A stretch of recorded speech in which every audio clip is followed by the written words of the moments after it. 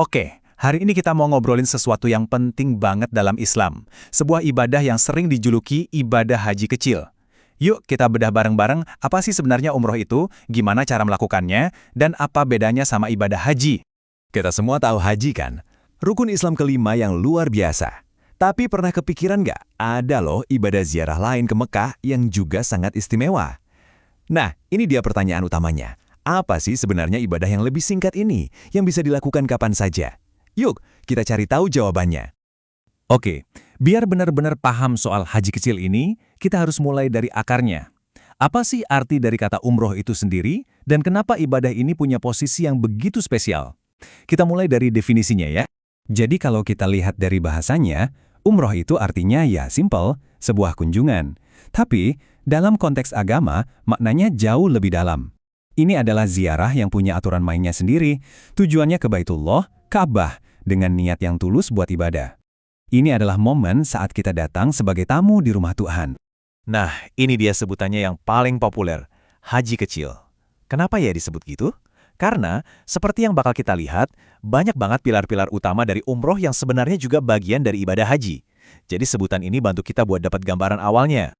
Dan ini bukan ibadah biasa loh, dasarnya itu kuat banget, langsung dari firman Tuhan.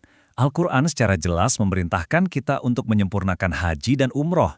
Jadi ini bukan sekedar anjuran, tapi sebuah perintah yang menunjukkan betapa pentingnya posisi umroh dalam agama. Terus gimana sih cara melaksanakannya? Ternyata, seluruh proses umroh itu dibangun di atas 5 pilar fundamental atau yang kita kenal sebagai rukun. Kelima pilar inilah yang jadi inti dari keseluruhan perjalanan suci ini. Nah, ini dia peta jalannya. Ada 5 langkah, ihram, tawaf, sa'i, tahallul, dan yang terakhir, tertib. Kelimanya ini bukan cuma daftar checklist biasa, tapi sebuah rangkaian yang harus dikerjakan secara berurutan. Makanya tertib atau teratur ini jadi rukun kelima yang mengikat semuanya. Salah satu aja kelewat atau urutannya salah, wah bisa-bisa umrohnya jadi nggak sah. Yuk kita lihat satu persatu detailnya. Oke, sekarang coba bayangin kita lagi di sana. Kita akan jalanin proses umrah ini langkah demi langkah sesuai rukun yang tadi udah kita sebutin. Perjalanan ini bahkan dimulai sebelum kita ngucapin niat loh. Langkah pertama, ihram. Ini semua tentang persiapan, baik fisik maupun spiritual. Jamaah bersih-bersih diri, potong kuku, rapiin rambut, seolah-olah kita lagi melepaskan semua urusan duniawi. Puncaknya, ya ini, pakai 2 lembar kain putih tanpa jahitan buat laki-laki. Simpel banget kan? Tapi maknanya dalam. Di hadapan Tuhan, kita semua sama. Nggak ada lagi jabatan, kekayaan, atau status. Nah, ini dia momen kuncinya. Waktu niat ini diucapkan, seorang jemaah secara resmi menyeberang dan masuk ke dalam keadaan suci ihram. Ini bukan cuma kata-kata di mulut, tapi deklarasi tulus dari hati yang mengarahkan seluruh jiwa raga cuma untuk satu tujuan, beribadah karena Allah. Nah, yang perlu kita tahu, ihram itu bukan cuma soal baju ya. Ini adalah sebuah keadaan suci yang punya aturan mainnya sendiri. Ada larangan-larangan tertentu yang tujuannya itu buat melatih kesabaran kita, kerendahan hati, dan biar kita bisa fokus total sama ibadah.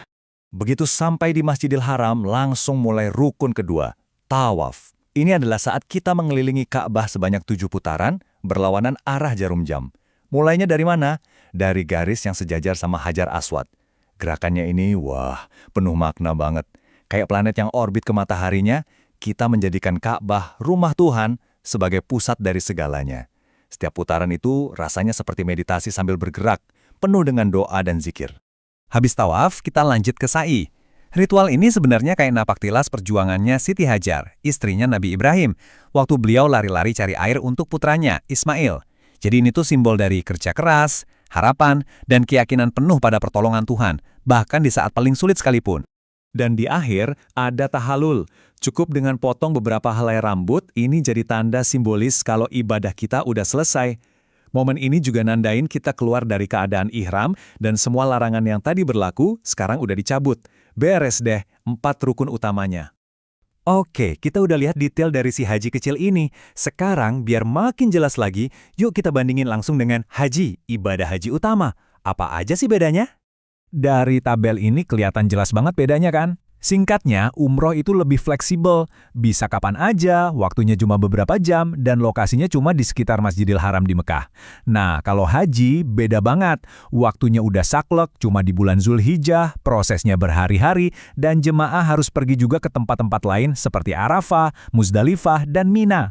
Tapi perbedaan yang paling fundamental itu adalah rukun wukuf, berdiam diri di Padang Arafah, yang jadi puncaknya ibadah haji, tapi nggak ada dalam umrah. Jadi, kalau kita lihat lagi, umroh itu kan sebuah proses yang sangat terstruktur ya. Dari niat sampai potong rambut, semuanya ada aturannya. Ini bukan cuma perjalanan fisik, tapi sebuah disiplin spiritual yang dalam banget. Nah, ini yang bikin kita mikir, sebenarnya apa sih makna di balik semua aturan ini? Apa yang diajarkan oleh ritual-ritual ini ke kita tentang iman, ketaatan, dan kepasrahan diri kepada Tuhan? Ini pertanyaan bagus buat jadi bahan renungan kita semua.